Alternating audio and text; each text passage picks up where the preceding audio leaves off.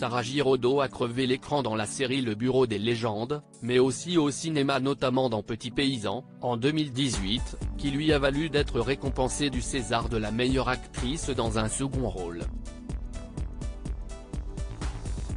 Il faut dire qu'elle sait de qui tenir. Fille d'Annie Dupéret et Bernard Giraudot, elle a réussi à se faire un prénom, elle qui avait déjà un nom. Maman de 3 filles, Mona née le 22 mai 2011, parfait sosie de son célèbre grand-père, et de Bonnie née le 28 juin 2016, jour de l'anniversaire de sa mère Annie Dupéret, et sa 3e fille née début mars 2022, elle profite d'une vie épanouie auprès du papa l'acteur Simon Hubert. Mais tout n'a pas toujours été rose pour la fille d'Annie Dupéret. Dans les colonnes de Madame Figaro, ce vendredi 26 août, elle revient notamment sur sa phobie scolaire, un grand traumatisme qui l'ont mal observé.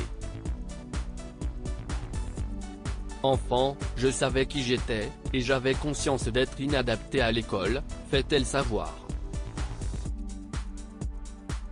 J'ai dû attendre la fin de ma scolarité pour me retrouver. Elle évoque l'établissement privé dans lequel ses parents l'avaient alors mise, et qui ne, lui, correspondait pas du tout. Mes parents n'avaient pas bien observé mon mal-être, affirme Sarah Giraudot dans cet entretien.